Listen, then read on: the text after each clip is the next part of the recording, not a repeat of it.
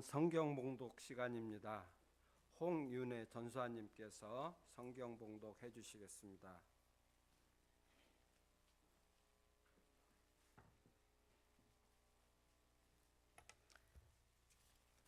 오늘 하나님께서 우리에게 주신 말씀은 마태복음 25장 1절에서 13절까지의 말씀입니다. 제가 봉독해 드리겠습니다. 그때 천국은 마치 등불을 들고 신랑을 맞으러 나간 10처녀와 같다 하리니 그 중에 5은 미련하고 5은 슬기 있는 자라. 미련한 자들은 등불을 가지되 기름을 가지지 아니하고 슬기 있는 자들은 그릇에 기름을 담아 등과 함께 가져갔더니 신랑이 더디오므로 다 졸며 잘세. 밤중에 소리가 나되 보라 신랑이로다 맞으러 나오라 하매 이에 그 10처녀들이 다 일어나 등을 준비할세.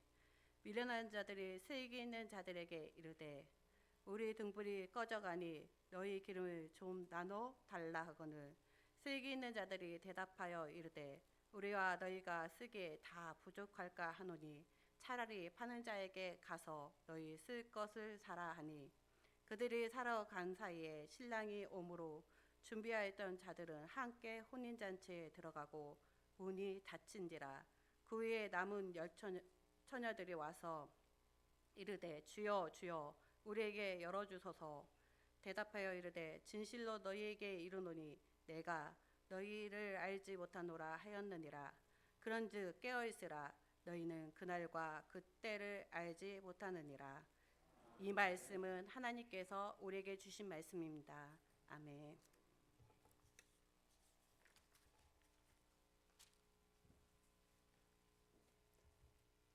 할렐루야 찬양대의 찬양이 있겠습니다.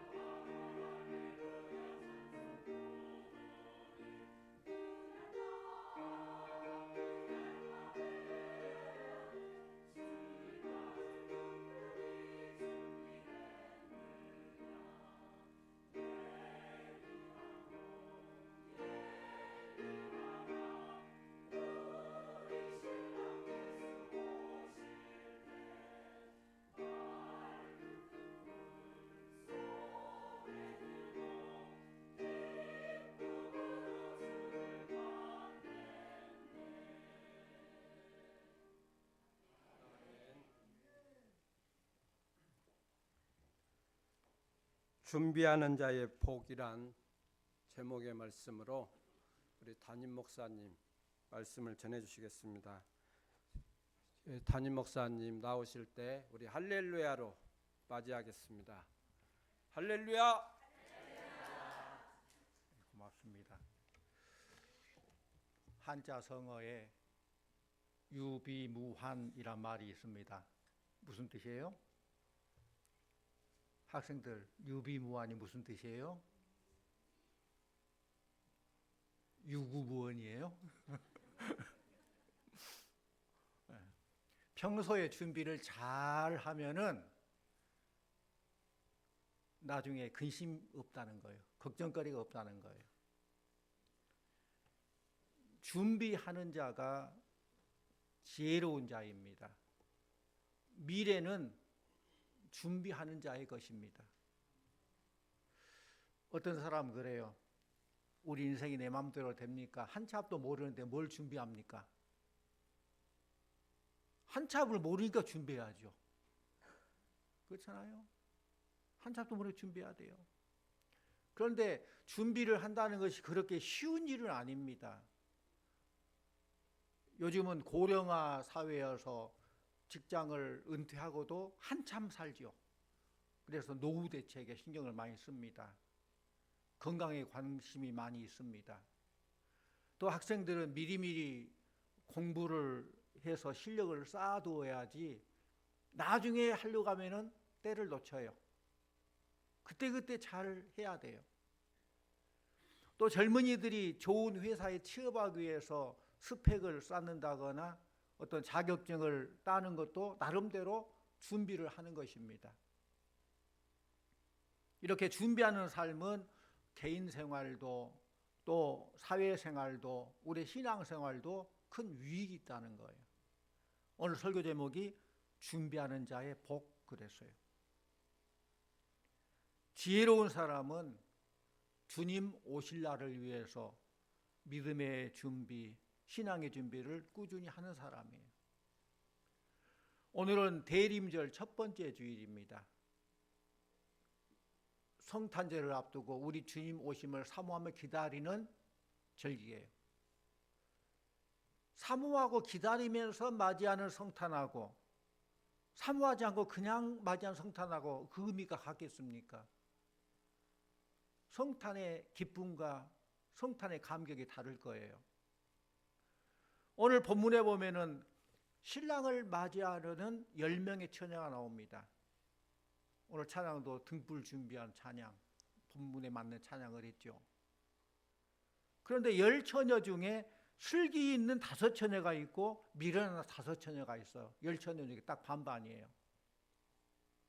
슬기 있다 이 말은 뭐 우리가 보통 지혜롭다, 슬기 있다 그러는데 여기서 말한 슬기가 그런 뜻이 아니에요. 슬기 있다는 것은 성경에 여기 나온 본문의 말씀은 생각이 깊다 그런 뜻이에요. 또 어리석다, 미련한 5처녀는 반대로 생각이 없이 태만하다 그런 뜻입니다.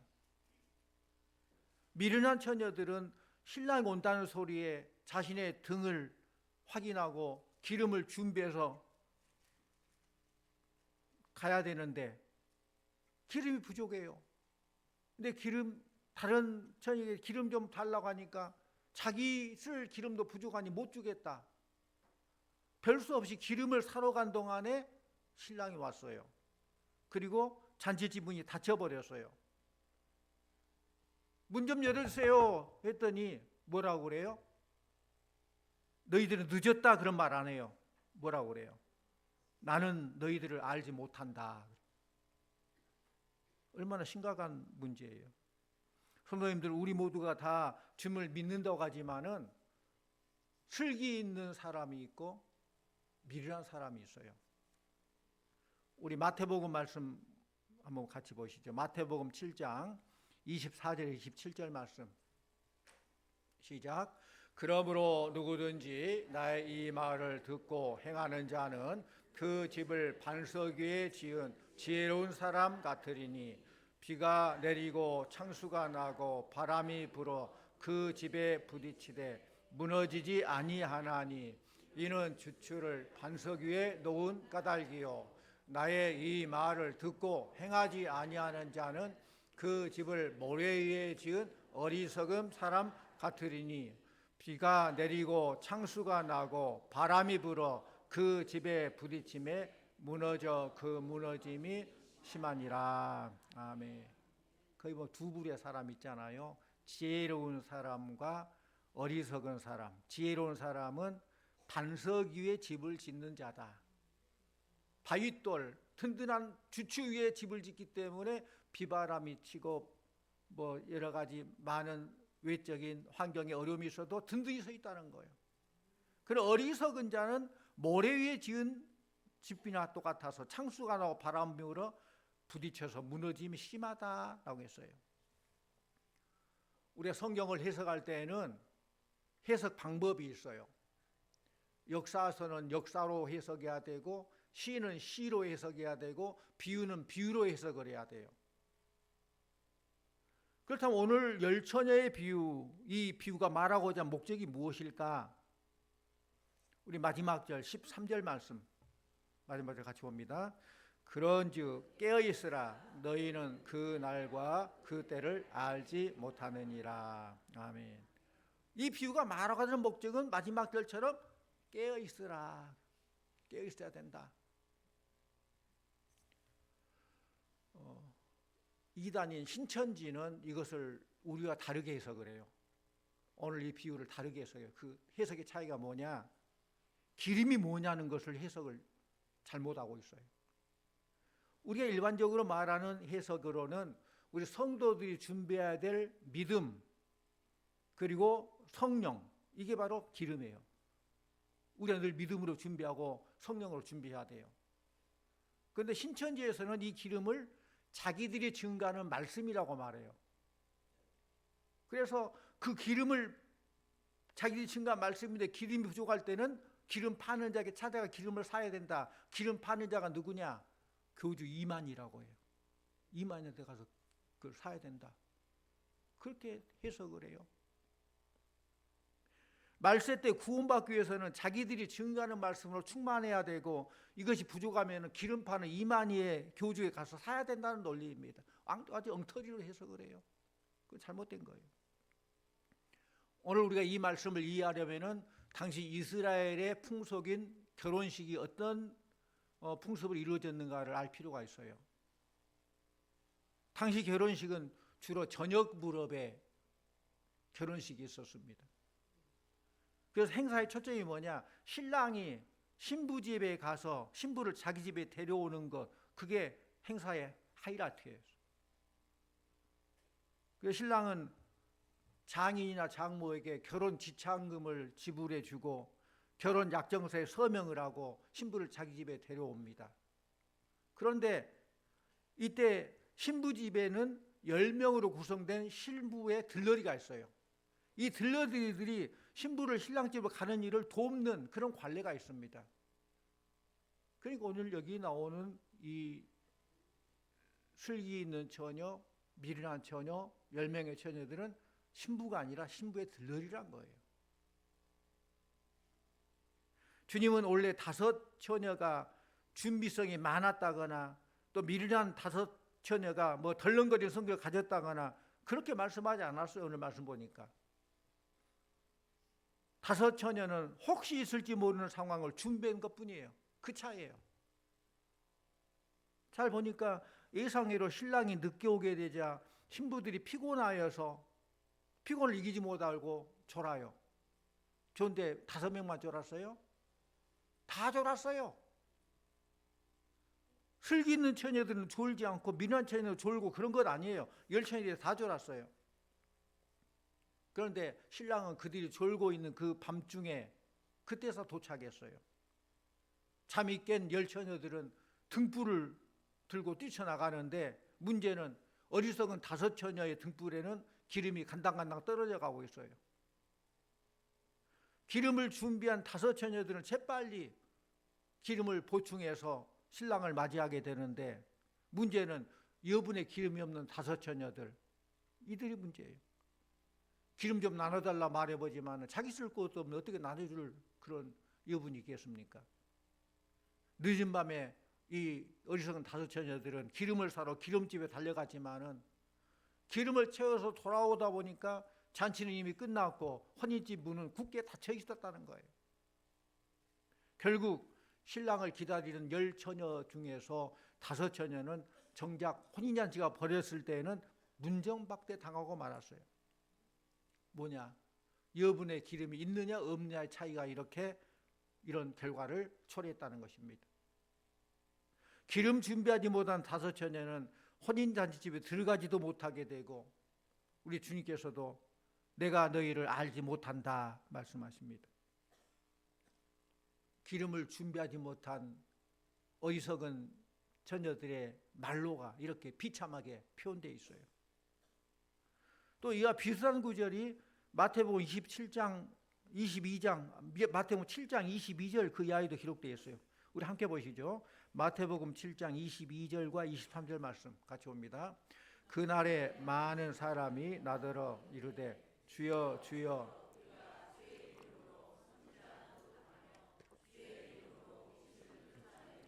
주의 이름으로 많은 권능을 행하지 아니하였나이까.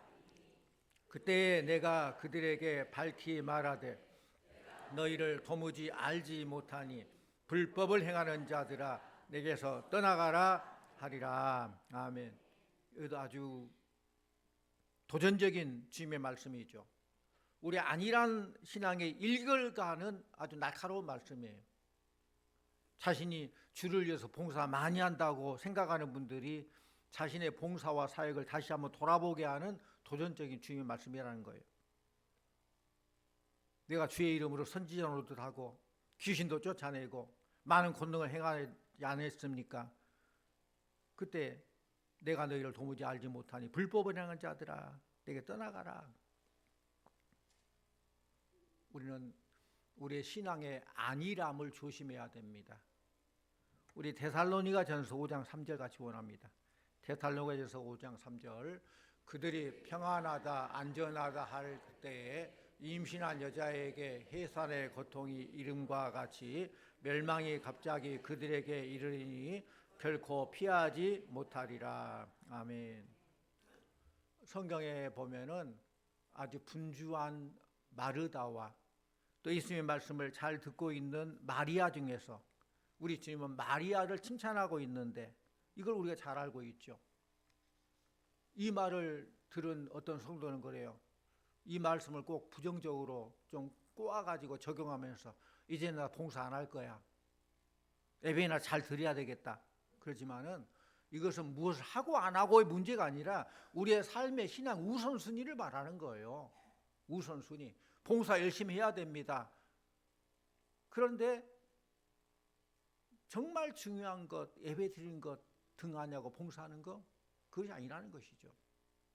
우리는 늘 하나님과 나와의 관계를 늘 생각을 하고 우선시되도록 늘 나 자신을 돌아봐야 돼요. 내가 하나님 앞에 올바로 서 있는가? 내 신앙이 지금 하나님께 원하시는 신앙으로 성숙해 가고 있는가? 하나님의 뜻을 생각하면서 그것을 준행하는 그런 삶을 살도록 노력해야 돼요. 한마디로 말하면은 이건 거룩한 긴장감이죠. 거룩한 긴장감. 이것이 오늘 본문에서 마지막으로 교훈하는 깨어있으라의 경고의 말씀입니다. 그 이유는 언제 우리 주님 오실지 모르기 때문에. 그렇잖아요. 어리석은 5처녀가 신랑이 그때 올 줄 알았다면은 깨겠죠. 근데 아직도 안 오고 또 언제 올지도 몰라요. 그러니까 태만하게 그냥 자고 있었겠죠. 깨어있으라 이 말은 성경의 여러 곳에 사용되는 말씀이에요. 이 말씀만 아니라 십자가를 앞에 둔 예수님께서 겟세마네 동산에서 기도하시기 전에 제자들에게 너희는 여기 머물러 깨어있으라.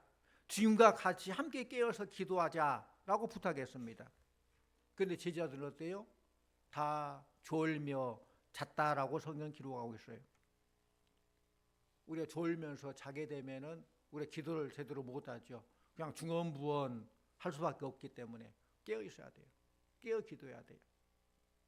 우리의 봉사생활은 뭐 누가 본다고 잘하고 안 본다고 못하고 그건 올바른 봉사가 아니에요. 누가 보든지 보지 않든지 열심히 최선을 다하는 자세가 중요해요. 왜? 사람은 모를 수 있어요. 사람은 안 볼 수 있어요. 그러나 하나님은 다 보신다는 거예요. 아신다는 거예요. 믿음의 사람은 누가 보지 않는다고, 누가 인정해 주지 않는다고 낙심하지 않습니다. 우리 말씀 한 절 더 봅니다. 마가복음 13장 35절 말씀 같이 봅니다. 그러므로 깨있으라. 집 주인이 언제 올는지, 혹 저물 때든지 밤중일는지 닭 울 때일는지 새벽일는지 너희가 알지 못함이라. 그렇습니다. 언제 주님 오실지 모르지만은 깨어있는 자에게는 문제가 안 돼요. 뭐 깨어있기 때문에 문제가 안 되죠.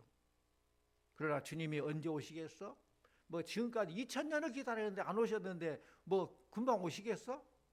나 살아있는 년 오시겠어? 그렇게 생각하는 자들에게는 도적같이 임하고 그날이 재앙의 날이 된다는 거예요. 그렇기 때문에 늘 깨어 있어야 돼요. 깨어 있으라 이 말은 뭐 잠도 자지 말고 항상 깨어 눈 뜨고 있어야 된다 그 말입니까? 아니잖아요. 성경에서 깨어 있으라면 무슨 말이에요? 골로새서 4장 2절 말씀 보면은 기도를 항상 힘쓰고 기도에 감사함으로 깨어 있으라 그랬어요. 누가복음 21장 36절에는 인자 앞에 서도록 항상 기도하며 깨어 있으라라고 했어요. 그러니까 깨어 있으라 이 말은 항상 기도하는 가운데 깨어 있으라는 거예요. 영이 깨어 있어야 한다는 거예요. 항상 기도에 힘쓰는 것이 깨어 있는 거예요. 기도 없는 성령 충만, 기도 없는 믿음 충만, 기도 없는 봉사 있을 수 없습니다.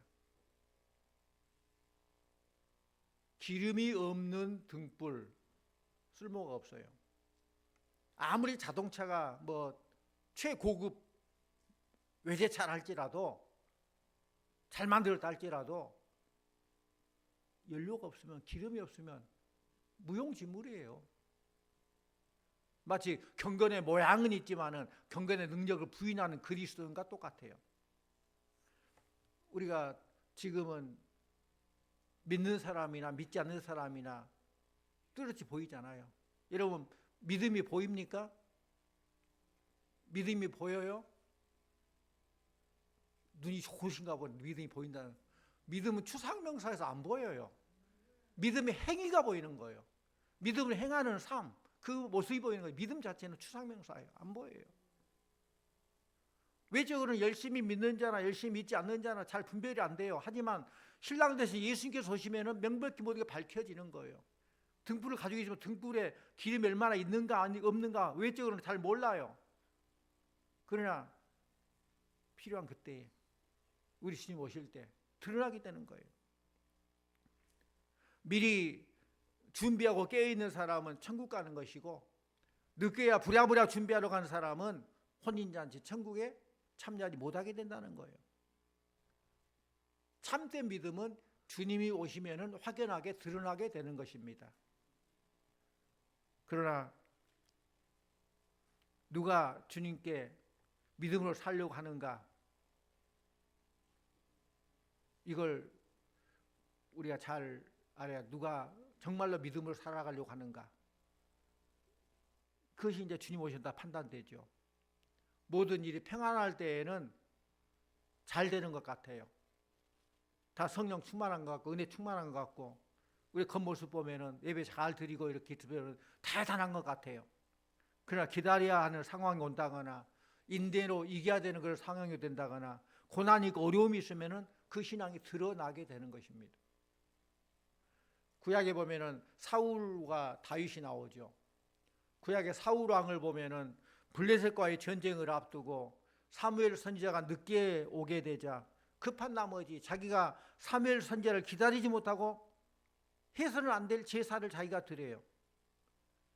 사무엘 선지자가 와서 사울 왕을 책망하게 되자 사울이 이렇게 변명해요.